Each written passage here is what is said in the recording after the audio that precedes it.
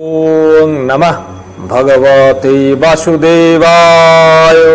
শ্রীমদ্ ভগবদ গীতায় অষ্টাদশ অধ্যায়ে শ্রীকৃষ্ণ তার সখাকে ত্রিবিধ সুখের সম্বন্ধে বলিতেছেন।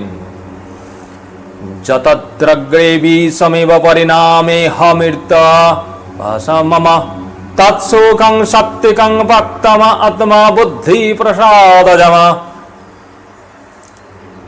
যে সুখ কর্মে কর্মে অভ্যাসবশত আনন্দ লাভ হয়, যাহা লাভ হইলে দুঃখের অন্ত হয়, যাহা অগ্রে বিষের নয়, পরিণামে অমৃত তুল্য, যাহা আত্মনিষ্ঠ বুদ্ধির প্রসন্ন হইতে জন্মে, তাহাই সাত্ত্বিক সুখ বলিয়া জানিবে।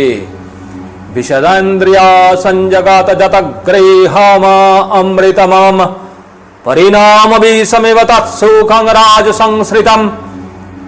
রূপ রসাদি বিষয়ে ইন্দ্রিয়ের সংযোগবশত যে সুখ উৎপন্ন হয় এবং যাহা অগ্রে অমৃতের নয় কিন্তু পরিণামে বিষতুল্য হয়, সেই সুখকে রাজসুখ সুখ কহে।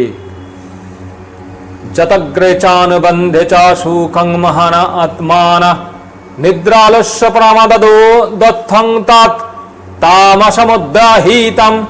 যে সুখ প্রথমে ও পরিণামে আত্মা ও বুদ্ধির মোহজনক এবং যাহা নিদ্রা আলস্য কর্তব্য বিস্মৃত হইতে উৎপন্ন হয়, তাহাকে তামস সুখ বলিয়া জানিবে।